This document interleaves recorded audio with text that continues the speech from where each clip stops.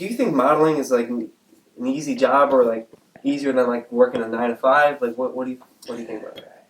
It depends. I don't think it's as black and white as just answering that question. Some people have a really easy 9 to 5. Some people have a really hard ass 9 to 5. Some people in this business, they just have to walk into a casting and, they're booked for the job. They got it. They don't really have to, quote unquote, hustle as hard as other people do. But if you've got it good and, you're a big shot and you made your connections with certain people, I think that it's a very, very, very fruitful career that you could be in. You can make a lot of money really, really fast, or you can completely crash and burn and waste your time and your money. But for the most part, I would say it's pretty easy until it gets to the whole how political it can get sometimes about, who's sleeping with who, and this one's model did this and they're not friends with this person, so we're not going to use him for this thing. It's so, like everything in life, it's super, super political, and it has a lot to do with who's friends with who and what favors, who's scratching who's back, and it's tough, but I think it's probably a little easier than a 9 to 5 for, normal people for sure.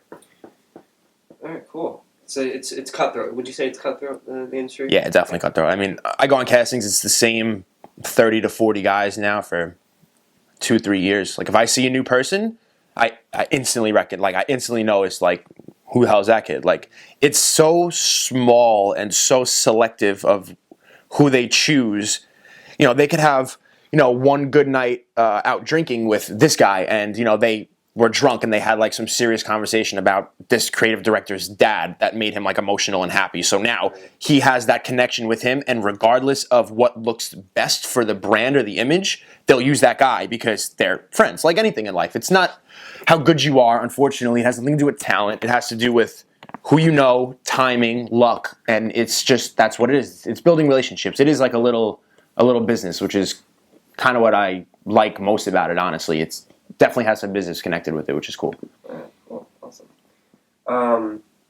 So yeah, to tell us a little bit about what goes on like behind the scenes in the It's a lot of bullshit. Yeah, it really is a lot of bullshit. Like a lot of stuff that you would see on TV and you would imagine like, oh, like I shoot for Fendi or I shoot for Prada or whatever. Like, yo, let me grab this. I like that jacket. Let me grab this. I like that jacket. Like that shit does not work like that at all. The only way you're getting something from a designer is if you are straight up friends with them, like on a first name basis. Let's hang out after this. Let's go out having drinks, and they'll float you a couple of things.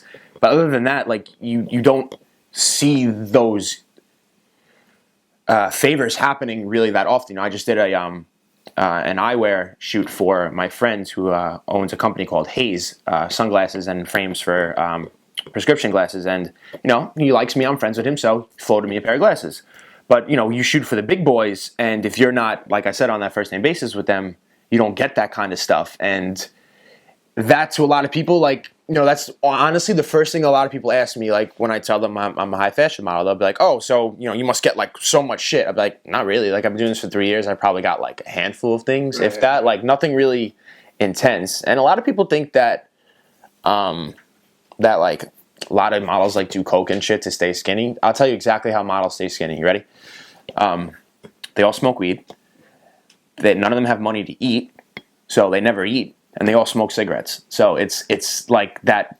It's like a homeless person's diet almost. Like, I'm going to spend all my money on cigarettes, occasional binge drinking, and weed. Not eat, barely pay my rent, and that's how I'm going to stay skinny. So the false misconception that a lot of models do coke and stuff like that. I'm friends with a bunch of them, and some dabble, but not really like as intense as you think it is, where it's like photo shoots just like rails lined up everywhere and shit. Like, no, it's not like that. It's very professional. Everyone's always on time. Everyone has to get a job done. It's way more intense than people would think it is. It's not as chill and just like hang out and like just take pictures of you, lighting. If I'm sitting here in this seat, to light me for this shot take probably about an hour. So it is a lot of tedious, like, bullshit minutia work that like no one would really realize that goes on. So it'd be cool to see like some people who have this idea of the way modeling is in the world to actually like sit in and see it, because they'd be like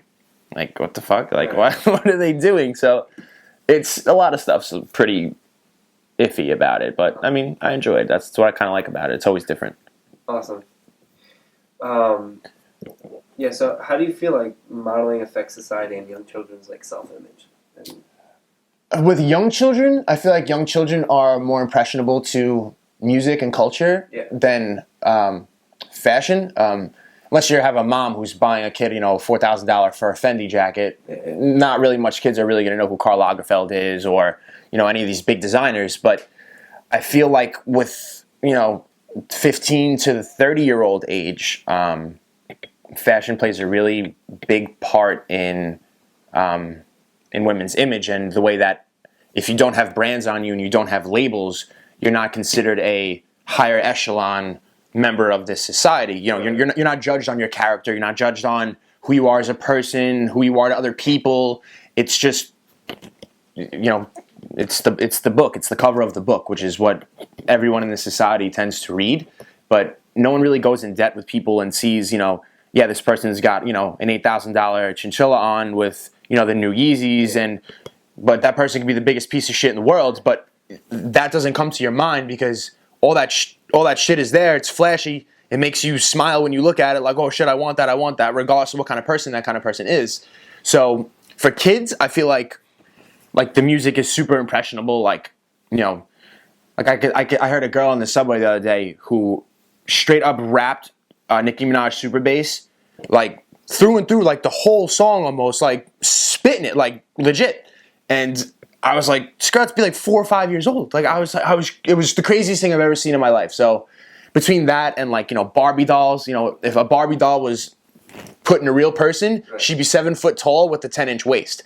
So just the idea of looking at that doll, that this is what a woman's supposed to look like, is, in my opinion, kind of traumatic towards a lot of kids, because there are some kids who can brush it off and just consider it as a toy, but there's other kids that are pretty impressionable and they take that kind of stuff to heart. So, I mean, it could definitely go either way with the fashion. It could either be good for some kids, teach them some values and some self-control, and to save money for certain things that you want. Like, I get it, but at the same time, like, I wouldn't consider much of them role models, if that's a good word to really put it, besides a few humanitarians who are against like fur and all that kind of stuff. Like, there's not really many of them that are real role models to kids. Like, I wouldn't want my kids looking up to that many of them, honestly. So yeah, kids are kind of impressionable with fashion and culture and society and OK Magazine and People Magazine, and it's always like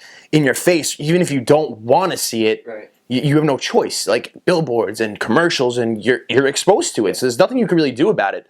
So for kids, I mean, yeah, I would have to say, yeah, they're totally 100% forcefully, And they feel like if I don't look that way, exactly. It's the same way for guys too. Like you see guys with like a good body, have money. Like, those are the dudes that, like, they're going to be getting girls. Dudes who dress good, who drive nice cars, like, with Instagram and Twitter and Snapchat and all this shit.